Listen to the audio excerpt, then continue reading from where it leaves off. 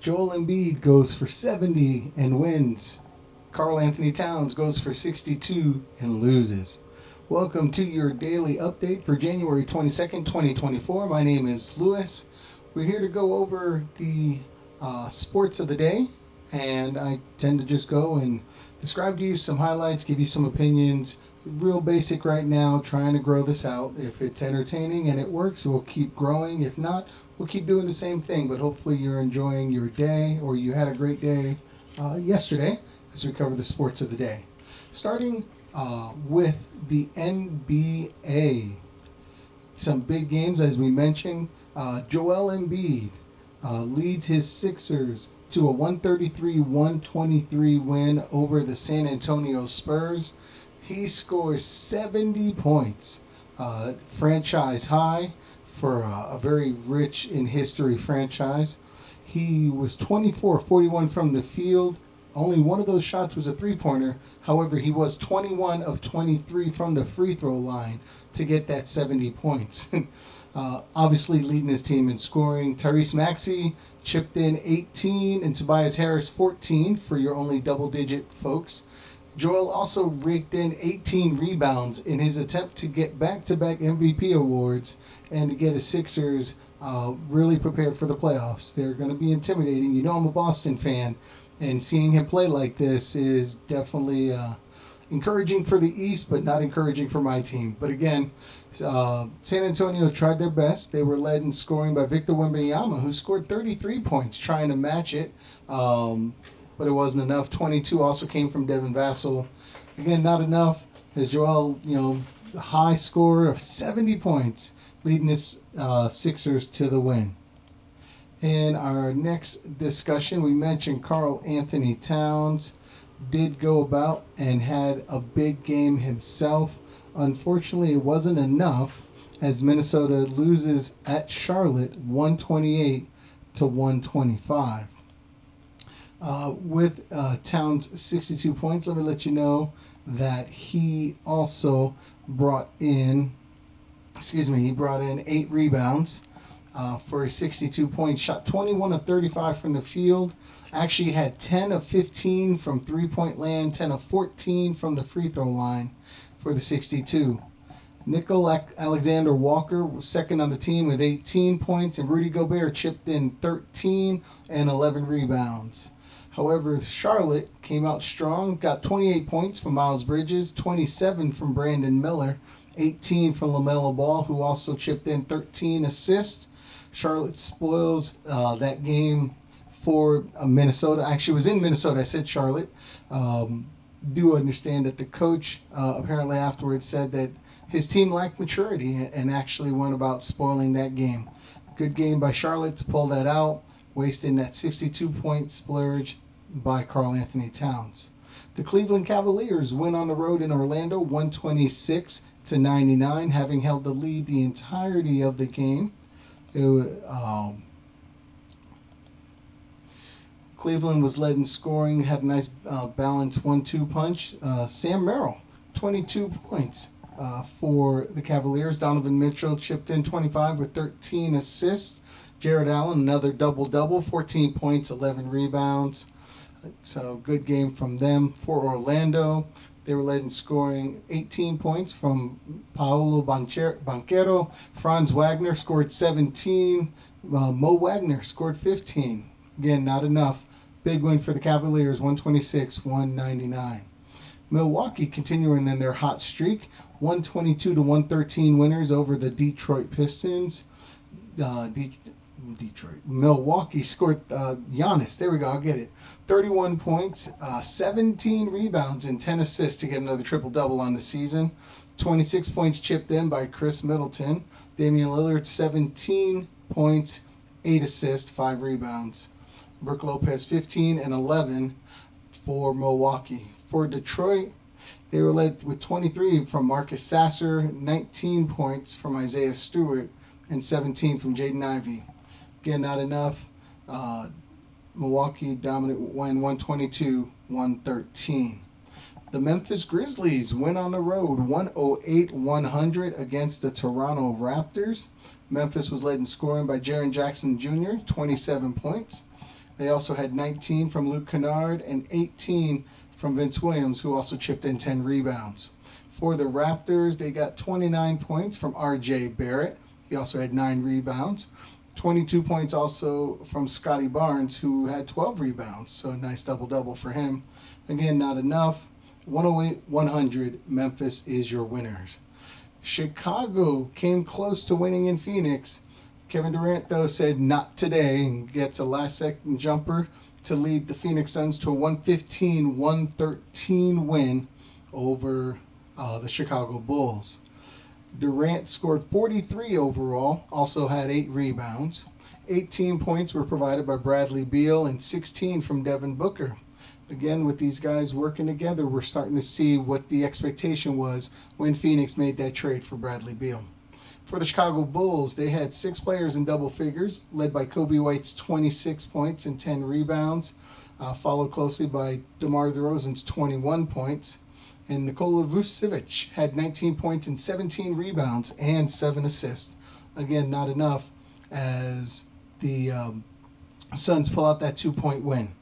The Hawks traveled to Sacramento, but were not able to pull it out as the Sacramento Kings win 122-107.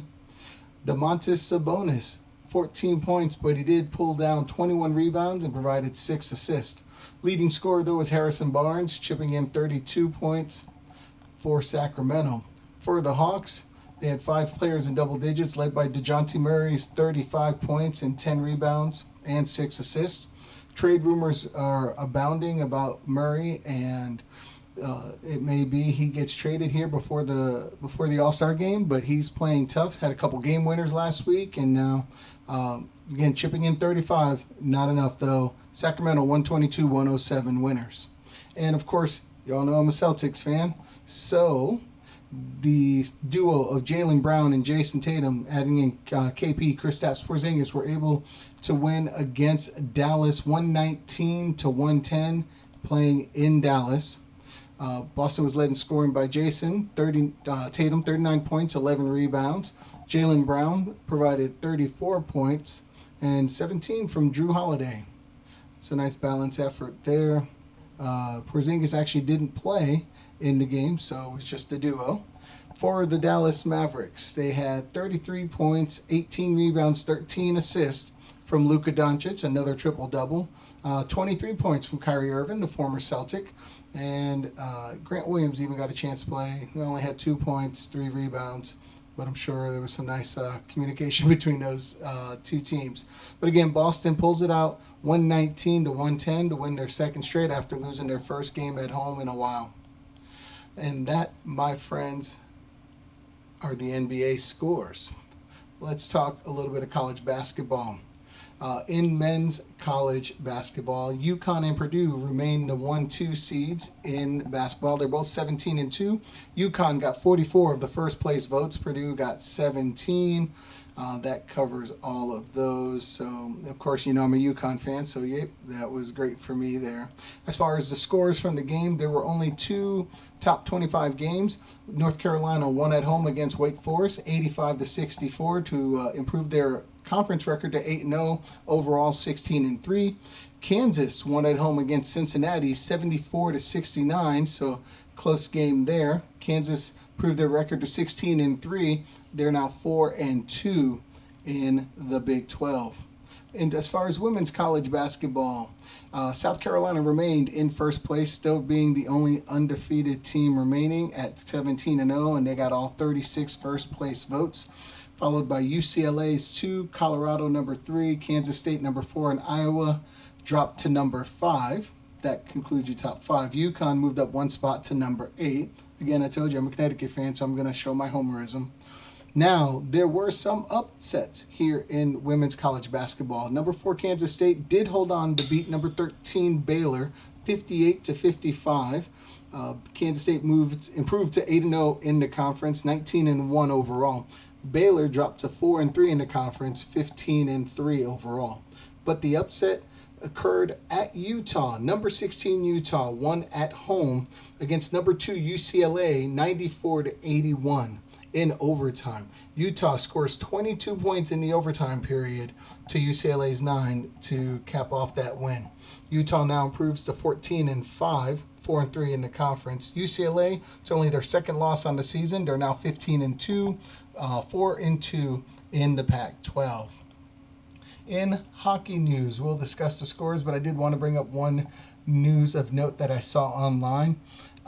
Patrice Bergeron, the former captain of the Boston Bruins, who retired shortly after his birthday, was rumored. There were rumors starting that he was considering coming back. Well, he quashed those rumors today. Said, and I'm quoting from an interview with the Canadian Press, "No, it is not happening."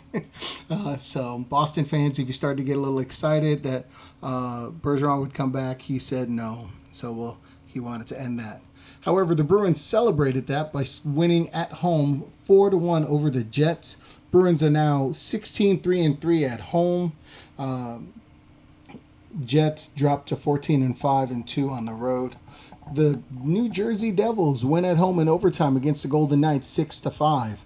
The Florida Panthers win on the road at Nashville 4-1 against the Predators. The Coyotes win at home against the Penguins 5-2. Chicago Blackhawks lose on the road to Vancouver. Canucks pull out a 2-0 victory. They're now 17-4-1 at home. And in a shootout, the Sharks beat the Kings 4-3 there in Los Angeles at the Crypto.com arena. Those are your sports stories. Now, for this last little part, just want to go over my predictions from last week for the football games. I'll tell you what I predicted, and I'll tell you how close I was. All right, so first up, I did predict that Houston would lose to Baltimore 28-20. If you remember, the final score was 34-10. So I did not get the score right. I got the winner right, so that was cool. I said Baltimore would have over 100 yards rushing, and they did. Lamar Jackson himself got the 100 yards, so I was right on that one. I said the Texans would have at least one turnover, and believe it or not, they did not. Or they did not. They fumbled, but they recovered the fumble, and CJ did not throw an interception. So technically there was no turnovers. So I was close, but not close enough. So not too bad there. I tried to hope for a turnover on downs because it was such a close game. But if you remember watching it, Houston never got across never had a play in the 25-yard line of the Baltimore. However, I will say they did have one drive that they turned the ball over on downs. So technically, if you want, that is a turnover, but I won't count that one. All right, in the second game, 49ers and the Packers. I predicted a score of 31-21. I got the 21 right. I did not get the 31. However, I will say I also said that weather wasn't expected to be a factor, and if you watch the game, you saw all the rain coming down. So there was a definite rain factor there. I said McCaffrey would end up with about 25 touches. He had 24. So I was off on that one. Not by much, but I was close. I said Green Bay would have a receiver over 100 yards. I was off on that one. Romeo Doubs came close. He was 17 yards shy. And I said as a team they would have 75 yards rushing. And Aaron Jones actually himself went for 108. So I was close on that one. Tampa Bay and Detroit. I predicted a final score 27-24. You know the final score is 31-23. So still within a score there. I said Tampa Bay would end up with 2 turnovers. Baker threw 2 interceptions, so I was right on that one. I said I don't expect anyone to rush for over 50 yards. Rashad White had 55. So I was, again, I'm getting close. I said Baker would, now this one I messed up. I said Baker would have maybe over 200 yards. He ended up with 349. I said Goff would have 250 and 2 touchdowns. He had 287 and 2 touchdowns. So, again, I'm not saying I'm doing great, but I'm doing all right. Now, Chiefs and Buffalo. The score I predicted was 23-20, so I was right that it'd be a 3-point spread. Of course, I expected Buffalo to win, so I got that one really wrong. I said Travis Kelce would end up with 6 targets. He had 6 targets. Woohoo! All right. I said Pacheco would have 15 touches. They would rush for 15 times. That's exactly how many times he rushed. 15 for 97 yards. I said, now here's one I missed. I said Rice would have over 100 yards. He only ended up with 47. I said I also said he would have, Kansas City would have 1 turnover. They did lose a fumble outside the end zone, so I was close on that one. I said Josh Allen would rush 10 times. He ran 12 times. I did say he would get 1 touchdown. He did get a touchdown.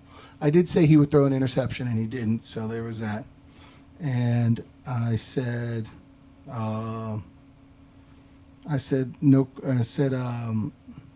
the quarterbacks would be one of the quarterbacks would be under 200 yards, and Josh Allen threw for 186. So as far as predictions go, not too shabby. I missed one of the teams, obviously, so there's that. So I'm not going to act like I'm a great prognosticator, but I was close. So anywho, we will talk predictions of this weekend's AFC and NFC title games later on in the week. Once the NFL season comes, we'll focus more on basketball and hockey, and we'll obviously talk free agency of football and coaching. Still interviews going on for the many open coaching spots. I know I saw a couple where there were hires expected. We'll talk more about that tomorrow. Well, thank you again for joining. Hopefully you've enjoyed this little quick, I say quick, I know it's 15 minutes, but hopefully quick time. And I hope you have a great rest of your day.